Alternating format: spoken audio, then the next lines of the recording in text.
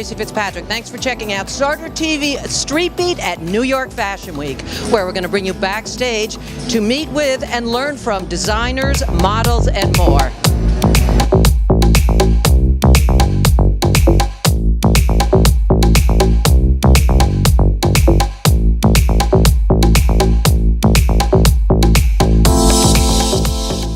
We're backstage at New York Fashion Week with Desigual's Daniel Perez. How is technology and 3D printing and everything else going on that's exploding in the 21st century affecting your business model and your brand? Well, basically, we know that, that in order to come up with different things, we have to look at things from a different perspective, look at life, differently. And one of the things that we do at Desigual is what we call the computer off. There is designers that are not allowed to use computers for designing for a month and a half.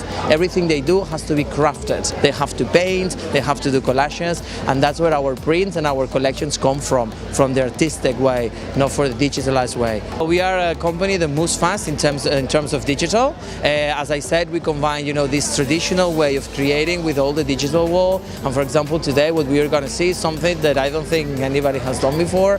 That is, we have Erika Boldrin, which is a very famous Italian influencer, who is going to be dressed in front row based on what the public is, for people that is following us in live streaming, is going to vote which she should be wearing. So she's presenting different looks, and everybody will vote, and she will dress as people says. We're backstage at New York Fashion Week with Tadashi Shoji. So tell us, what was your muse or inspiration for the collection we're going to be seeing on the runway today? This time is like late 60s, early 70s youth revolution all over the world. And rock and roll, Jimi Hendrix and those kind of music. I think that's when I was young. That era inspired me.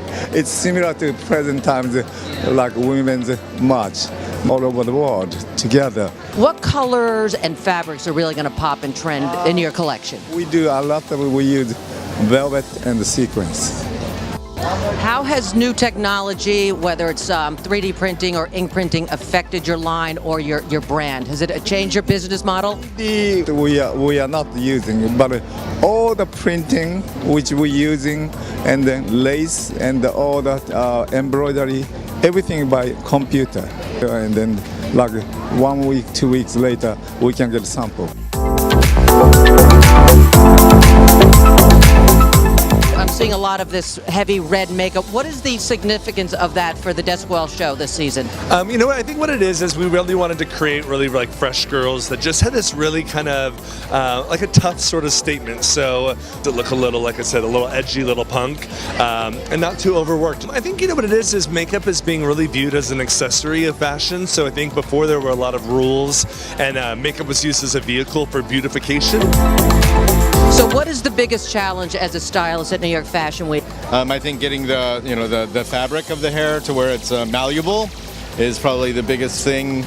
Models coming in late from one show to another, and the rush to get them ready and up for the show that we're doing right now. Is there one thing that stands out that's really changed from, say, 5-10 years ago to now, doing hair backstage? I think between now and 5 and 10 years ago, we're much looser. We have a little bit more romance in the hair.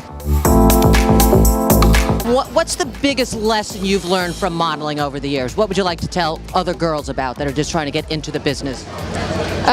Just be who you are and stay humble and very grateful, and just have fun.